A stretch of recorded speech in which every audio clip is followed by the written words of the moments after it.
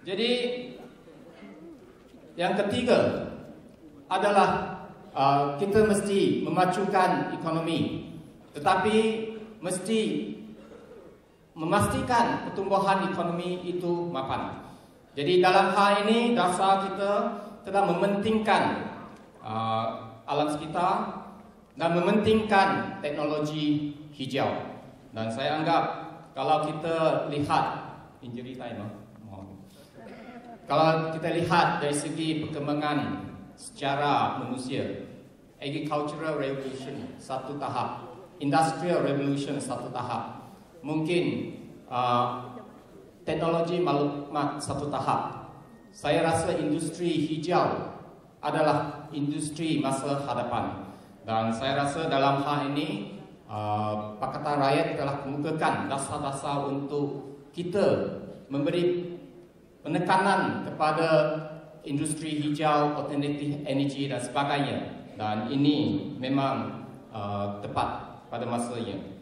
Dan apabila saya katakan bahawa kita mesti ada dasar yang memacukan ekonomi, bukan setakat infrastruktur yang kita letakkan, tetapi kita mesti adakan beberapa dasar-dasar supaya kita mesti ada sistem untuk perkhidmatan awam yang berwibawa, pentadbiran yang julus, sistem kehakiman yang boleh dipercayai, dan bukan setakat itu membangunkan sumber manusia. Dan dalam hal ini kita lihat dalam antara dasar adalah meningkatkan kemahiran pekerja kita supaya mereka dapat meningkatkan produktiviti.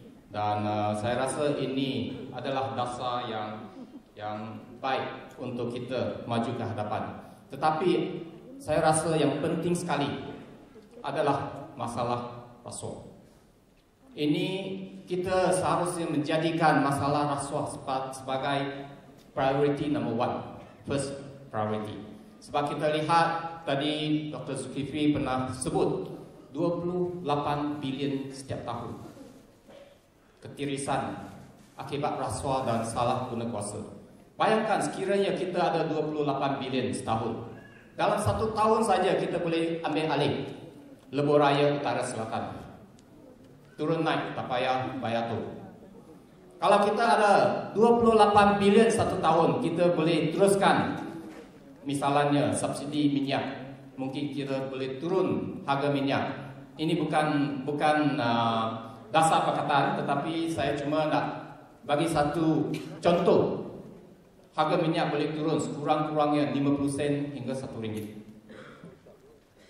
Kalau kita ada 28 bilion ringgit, tak payahlah 10% daripada 28 bilion ringgit.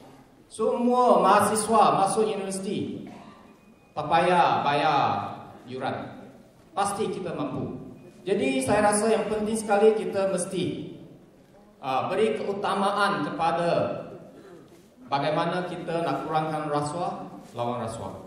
Dan saya rasa dalam hal ini Barisan Nasional tidak mampu dan tidak, walaupun dengan baru-baru ini lancarkan NKRA dan sebagainya, tetapi jangan kita lupa orang yang lancarkan NKRA, yang bertanggung jawab atas beberapa skandal yang besar. Tadi ada sebut soal Bala dan Atan Tuyang.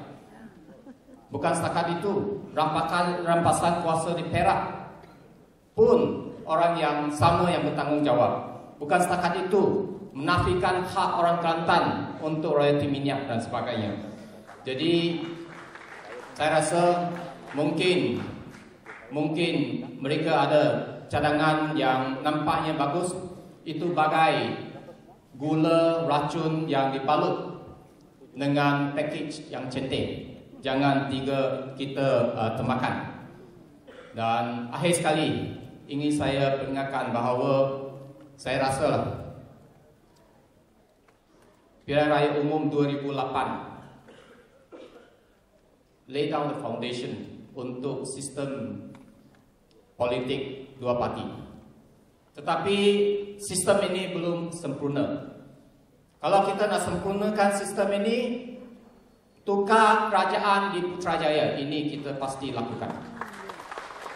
Dan saya rasa juga PRU ke-13 merupakan PRU yang paling penting dalam sejarah Malaysia. Paling penting dalam seumur hidup kita, saya rasa. Ini sebab ini peluang yang paling baik untuk kita adakan reformasi total dalam sistem landscape politik negara kita. Dan saya pasti yang hadir pada petang ini, hari ini adalah penggerak kepada perubahan, penentu masa depan Malaysia. Dan juga saya juga harap kita semua menjadi pencipta sejarah Malaysia, satu abad yang baru dalam sejarah Malaysia.